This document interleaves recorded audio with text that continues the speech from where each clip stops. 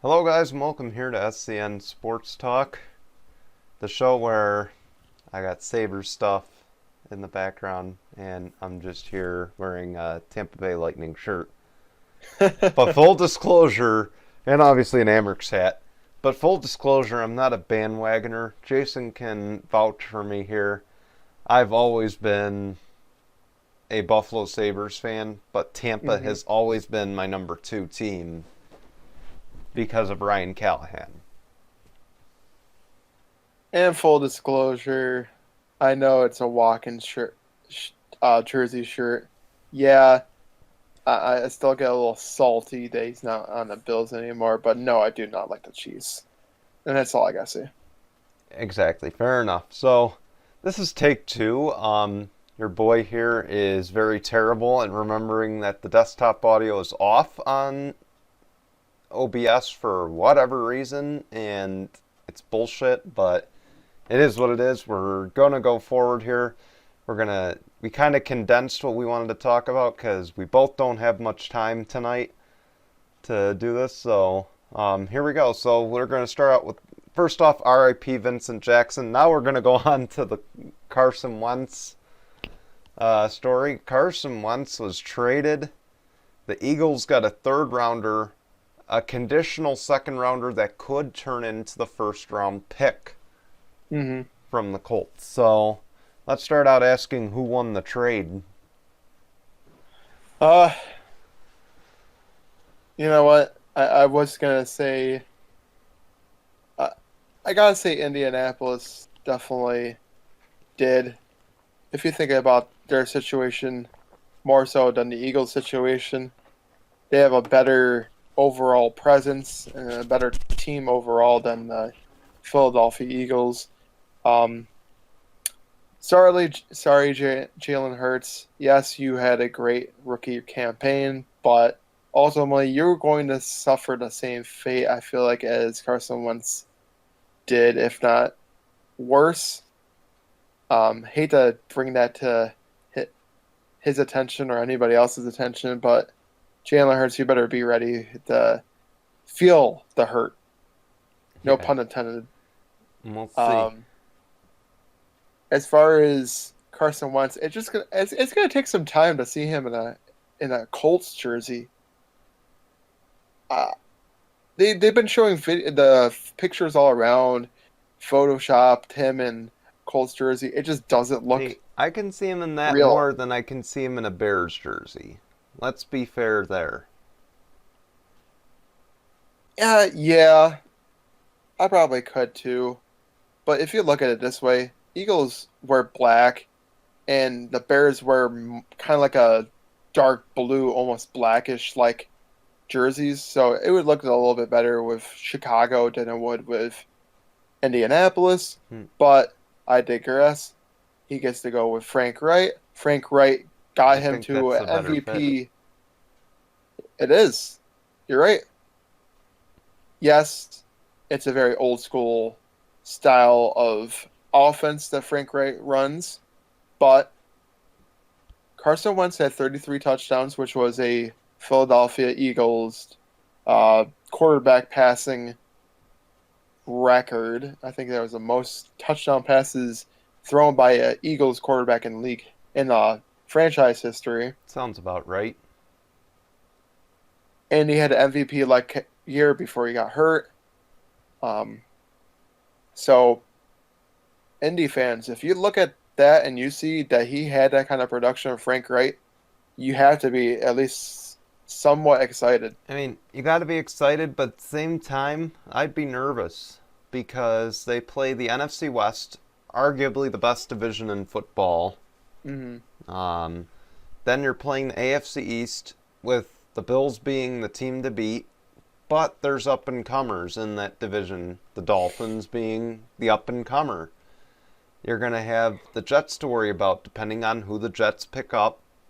Right. And then Patriots, you can never rule them out. They seem to always have Indy's number. So right hmm there, I mean, you're still looking at about an average season. So I don't know. I mean, I think the Eagles won the trade in the next 2 years. My big question is, will the Colts stay patient through a tough year this upcoming season and hold on to him? And that will remain to be seen.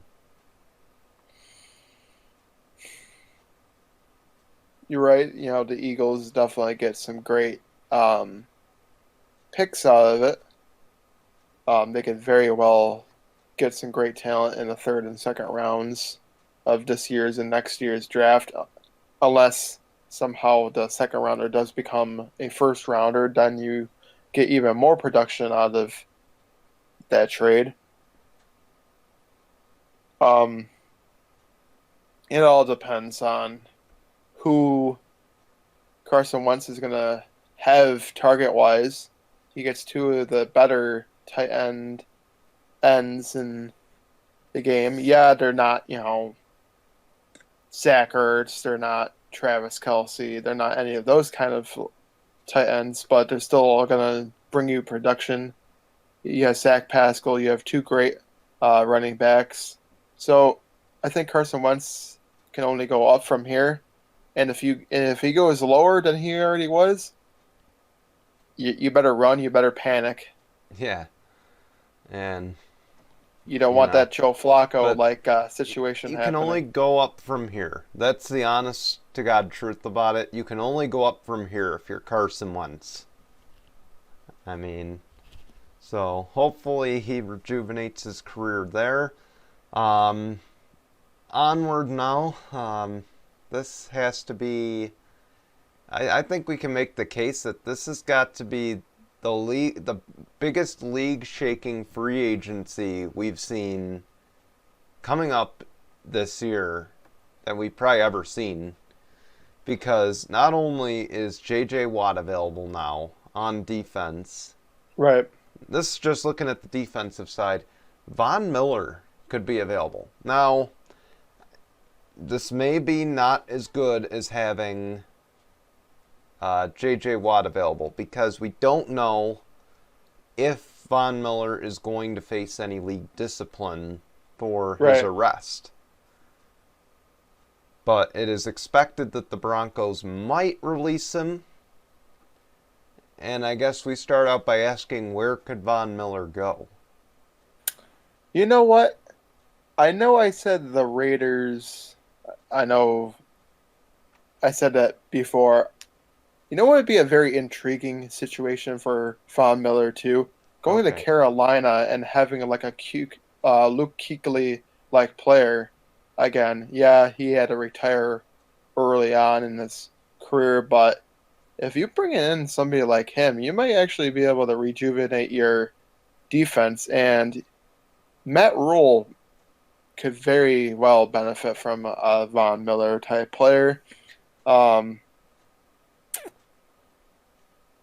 The Chargers definitely could as well. The Chargers definitely could see. He already is used to Brandon Staley, so. I mean, keep in mind, Brandon Staley was, I believe, the linebackers coach over in Denver, so he knows. I'm pretty sure he was. Right.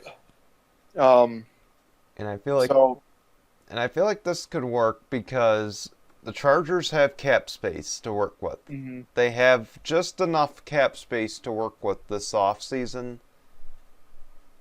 Then, like I said, you've already got Joey Bosa. You're probably going to lose Melvin Ingram, I'm assuming, to the Raiders because that's where Gus Bradley is, and I have a feeling that Ingram will want to go there. But then you get a player in Von Miller who's equally as good on the field, if not better on the field than Melvin Ingram. Then you've also got, you lose that leadership aspect, though. Because Von Miller, we don't know what this arrest was for, but if it was for a domestic incident, I imagine he's not the best leader that you can have. No. So. But you get somebody that comes in and can, stay on the field healthy, can bring like that 1-2 punch with Joey Bosa, and I really do think that if the Chargers do bring him in, that defense is going to probably be a powerhouse like it was. you know, and I agree. And I think it also is a very slight upgrade from Ingram because we know what Von Miller's capable of doing when he's healthy. Hmm. He's a force to be reckoned with, and I ultimately do think that Von Miller is just going to be a top target in free agency.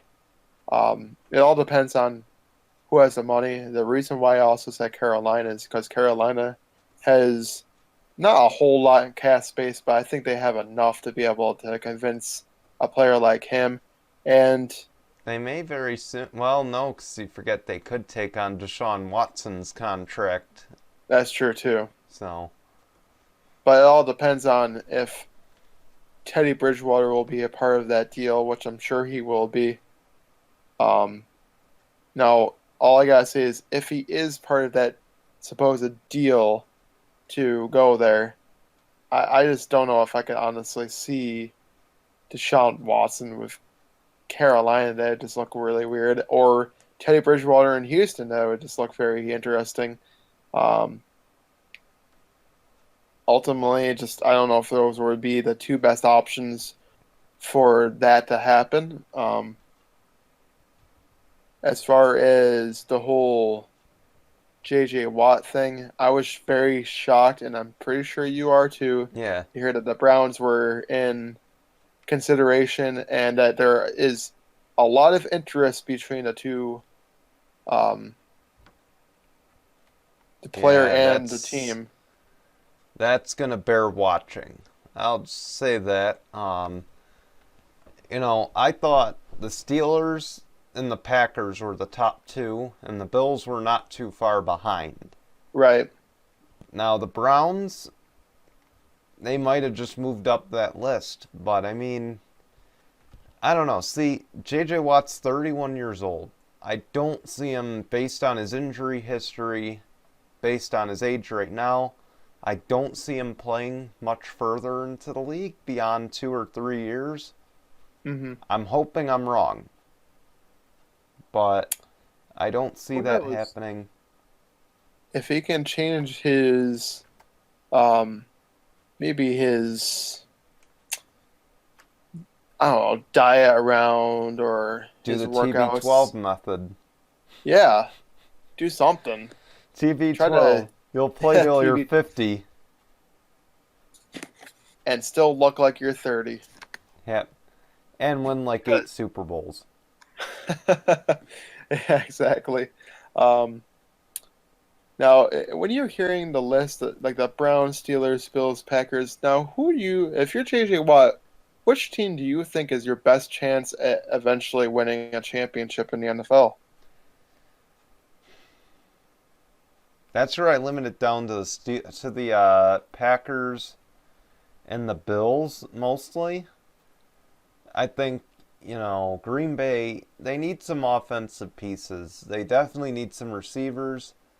It may take a year or two with the new defensive coordinator over there, but I think that that's still the best place to go to a championship.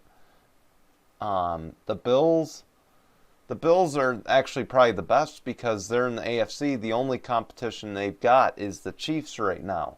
Right. And they've still got a ceiling that they haven't even hit, in my opinion. So, And I agree with that. Yeah, they definitely do need a lot of help still. but So do the Packers. but can Brandon Packers, Bean work his magic? That's the other thing. yeah, I think Brandon Bean could definitely work his magic, make some cuts, free up some cap space, bring in some players that he needs. Um, I will say there's definitely some players on that team that we don't need, and then there's players that we don't have that we definitely need. And I would say if ultimately if the only guy that we bring in is JJ Watt, I would be totally fine with it because I will say that the offensive line and the weapons that we already Yeah. have on defense and offense are already enough.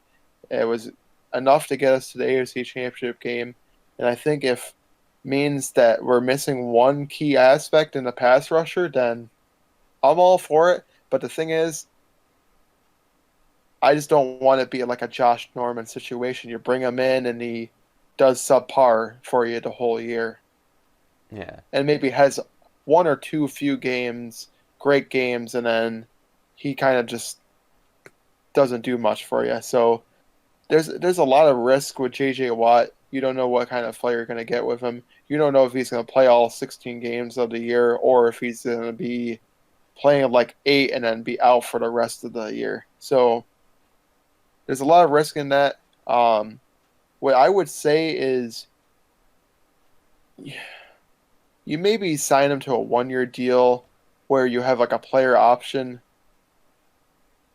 for like the second year, maybe.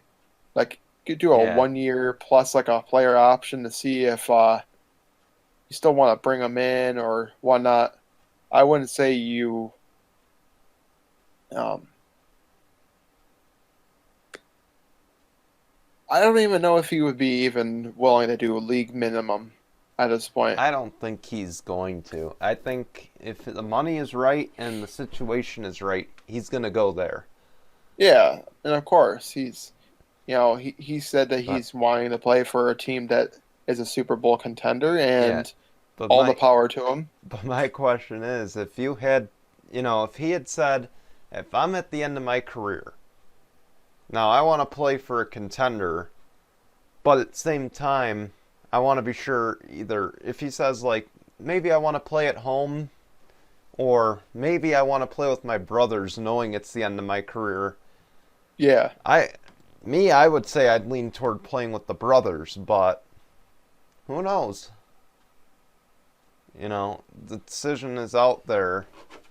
Obviously, I know the Steelers would do anything to work that to make it happen. right.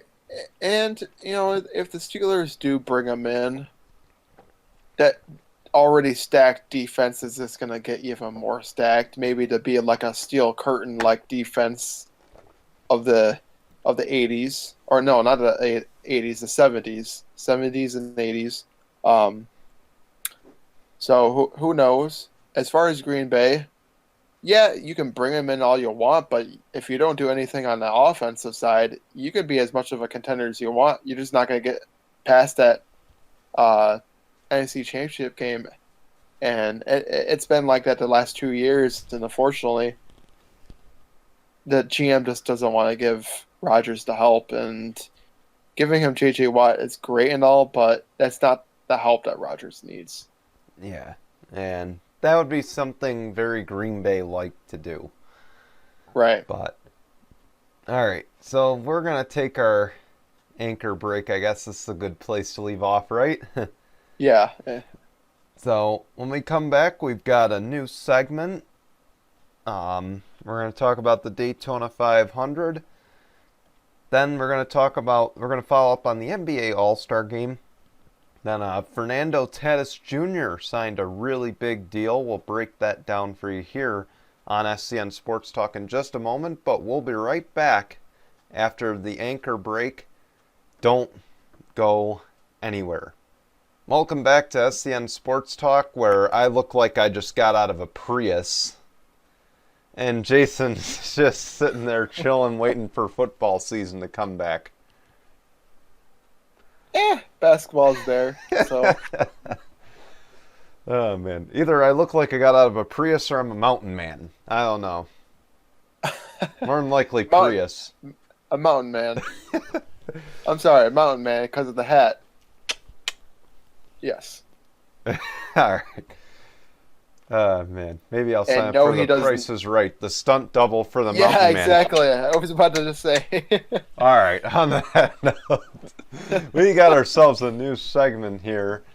I know racing is not Jason's favorite sport, but we will cover it real quick. This is our new segment called Out of Turn 4, and YouTubers are seeing the graphic on your screen. Yes, that's Pocono Raceway. But, all right. Anyway, Michael McDowell won the Daytona 500 on Sunday. His first NASCAR Cup Series win. He was a start and park for most of his career, which I explained earlier to Jason. That is basically the equivalent of tanking to get money. except obviously NASCAR, there's no draft picks, it's money. So Right. that was their old way of doing it. They've kind of changed the rules now, so you can't do that. So this guy is also known for escaping death in 2008 at Texas, avoiding a big accident at Texas during qualifying. Or he got in a big wreck in qualifying. He flipped like 8 or 10 times really fast. So, yeah, he's a stunt guy, I guess. But Seems like it. yeah, lucky guy. And then of course this weekend we go to the Daytona Road Course, which if you missed our Daytona 500 special, delete the road course, NASCAR. Delete the road course at Daytona. Chase Elliott will be on the pole. He's going to go for his 6th straight road course win. My guy, I hope he does it. It's the first of 7 road courses this season. And the biggest news, which Jason will like to hear, maybe, or a name that he'll like to hear, Alvin Kamara, the Saints running back. He is going to bring his sponsor, or his company, the Big Squeezy, to sponsor Xfinity Series driver Ryan Vargas, and this is the 2nd series of NASCAR's 3 top touring series.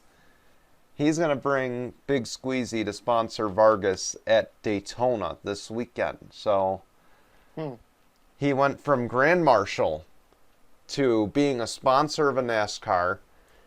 I would venture to say the next step is going to be team owner. Am I wrong here?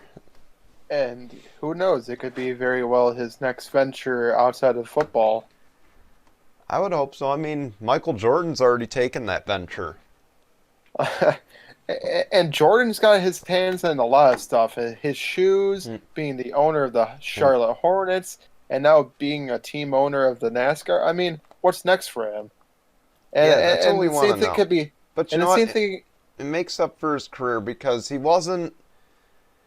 I wouldn't say he didn't give back, but you didn't really hear stories of Jordan going out into the community and giving back. No. It was all basketball. I don't want to slander him. I don't believe I've ever heard a story of it.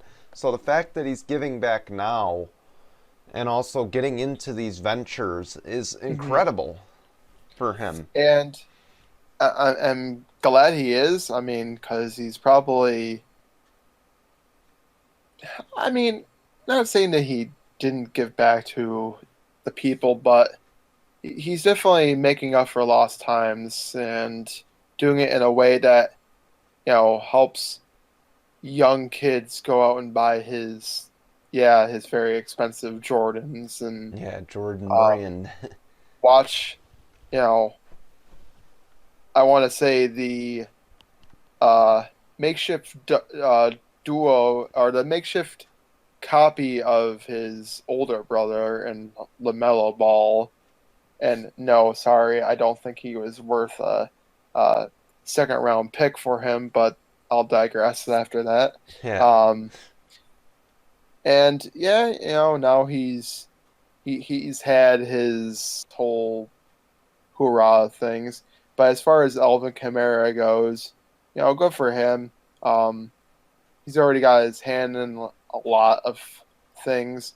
Why not have some fun outside of football? It's during the off season. He can do or say what he wants, and if it means sponsoring a car, why not sponsor a car? I mean, nobody's Yeah. gonna tell him no. And the thing is I've done research. I have a degree in sport management. NASCAR fans are the most loyal customers out of any sports fan.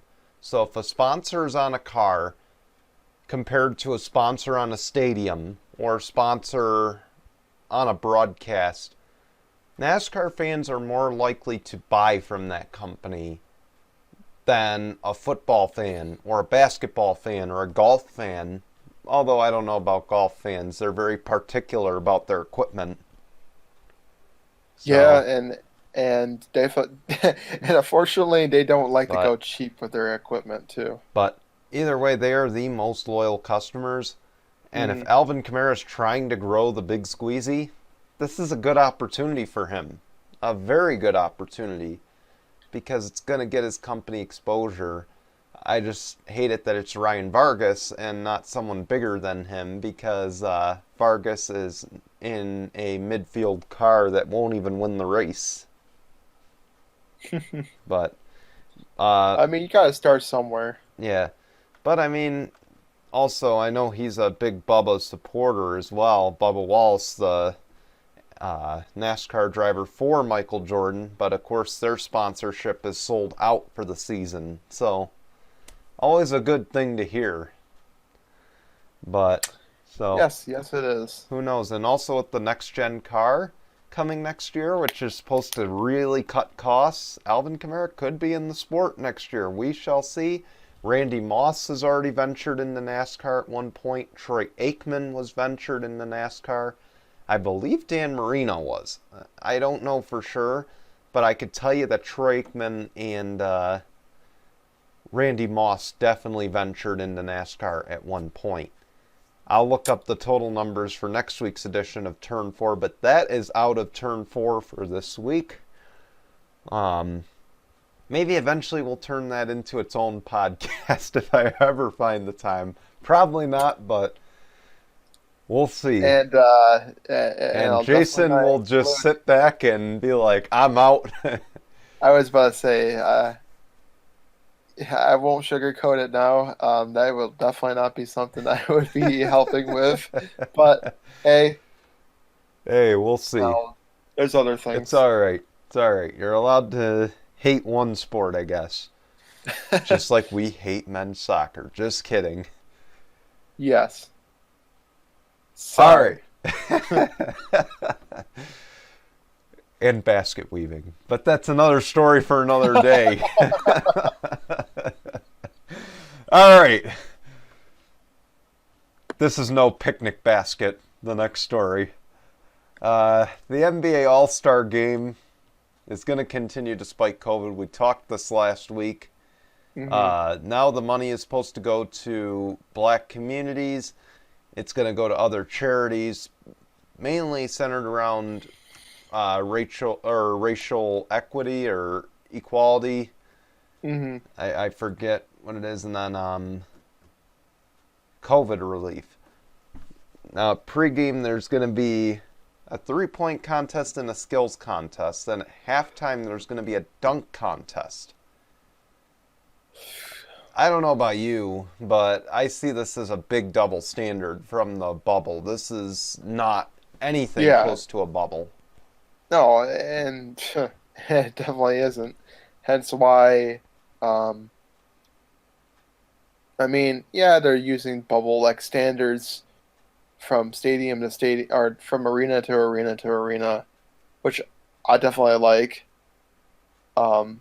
Unfortunately, kind of wish that the refs could probably be wearing the masks while reffing during the games, but as long as they're taking tests and, it's not coming back positive, I can't see why they couldn't just still go out there and play the game of basketball.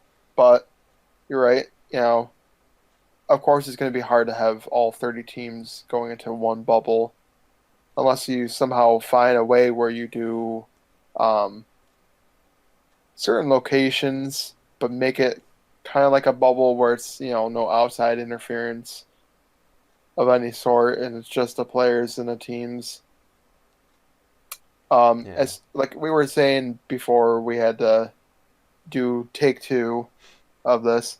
When you know that you're literally having two competitions or all these competitions happening at the same time, especially the 3-point contest and the skills contest, it's going to tire these guys out heading into the game.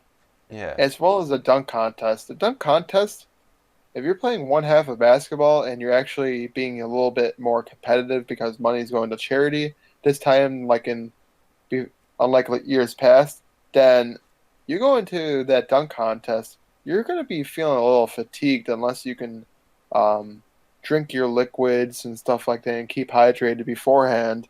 So I'm very intrigued of how different this is all going to be, and is it going to really have a toll on these players in this because they're so Yeah. used to these competitions being like a couple of days before the actual All Star game because that's what it usually does.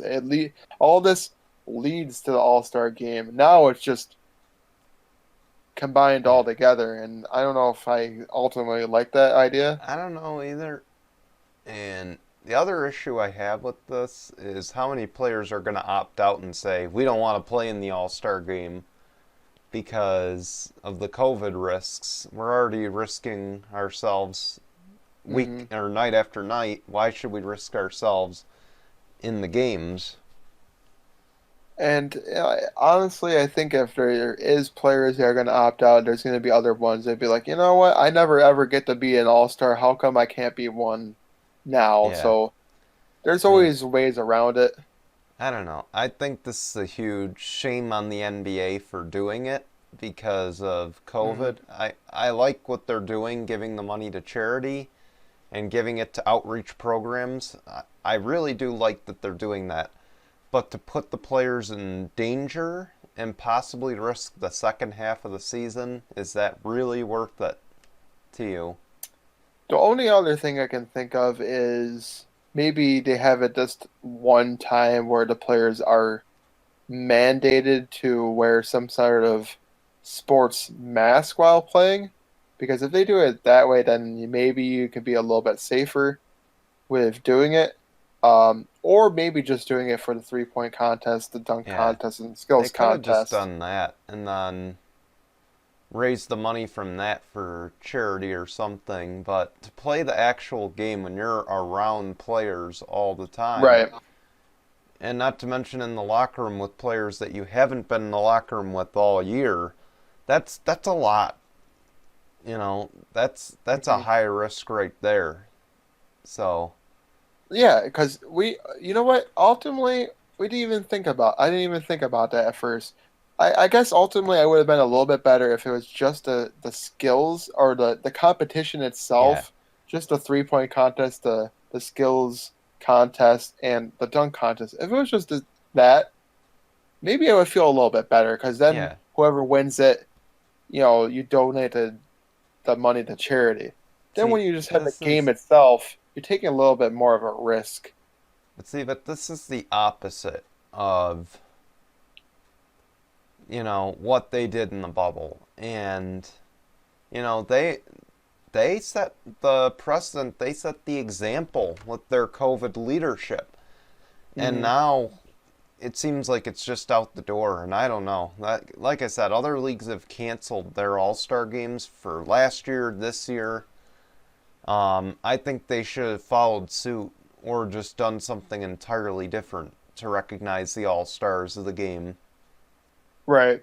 So, I don't know. But we go from All Stars here to big money makers. Um, yeah, chances are he's gonna make more than either of us are gonna make in our lives combined. Fernando Tatis Jr. He is re-signed with the San Diego Padres, 14 years, 340 million. The only guy out making him are like two other MLB players and Patrick Mahomes, the And the thing third with Patrick highest Mahomes, contract in MLB history, by the way. and the crazy thing about Patrick Mahomes, like you were saying about his like baseball-esque contract, is it's only 4 years, you know, less, and it's like what $500 million deal Yeah, with 10 years or so. That's crazy money. I'm shocked that But if you he's think making about more it, than. it's 14 years at 340 Mhm. million. So if you do the math, which I could very well do, what? Yeah, I think it'd be Those- like 500 divided by 10 for Mahomes to give you an average. Uh, so he would be making 24.3 million per year for those 14 years. So if you think about it, that's not as much as, a lot of other players would be making. Yes, Yeah. it ultimately is a lot of money for 14 years, but in Now, the long run, it's not much more than what other people would be making in professional yeah. sports. Before I ask you if he's worth this money, let me just read this off as well. This is his second year, his second full season in the MLB, or this is about to be his third. He was third in National League MVP voting last season. Keep in mind, MLB declares two MVPs, one for the American League, one for the National League. Right. He came in third in National League MVP voting. His career stats, he has just barely a 300 average hitting. He's got 39 home runs, 98 RBI. In a way, if you're an all-star, that's one season for you. hmm So, with that, I ask, is he worth the 340 mil?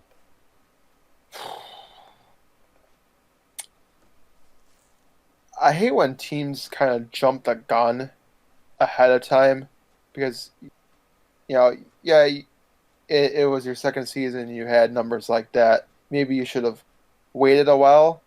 Um, for baseball, I guess it's a little different because in 14 years' time, not saying that he will probably be there of all 14 years of that contract, probably a majority of it at least.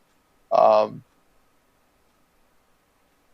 you know, I guess you can't be expecting that, he's going to be having that kind of production every year. Maybe he could, maybe he couldn't. But I guess there's room to grow in 14 years.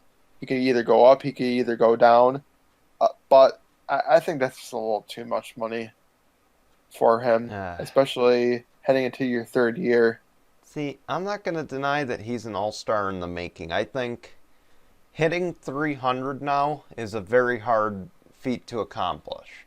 hmm 39 home runs in 2 years, playing half the season your first year, and obviously having the shortened season last year. I mean, I'm not going to say it's not worth the money, but I think you need to see more, like you said. I think there needs to be more shown first. And the other thing I worry about with this being the Padres, let's face it, they're never there at the end of the year. They're like the worst team in California outside of the Angels. Sorry to my friend Charles Sanford, the big Angels fan. But, um, but they've always been kind of at the bottom as far as California baseball teams. hmm So, the other thing I worry about is if he gets hurt or he doesn't perform, they're going to be looking for a big market team to take on his contract. So, I don't know. Like I said, I think I would have waited to make that deal. I would have waited till the end of this year to make it, hmm and I would have said, maybe he's earned this. If he wins us an MVP, he's worth that kind of money because you don't win MVP in baseball by mistake. Right. So, And and you're definitely right about that. And I mean, see, again, it's 14 years, so and again, you can make the argument that last year was shortened because it hmm was.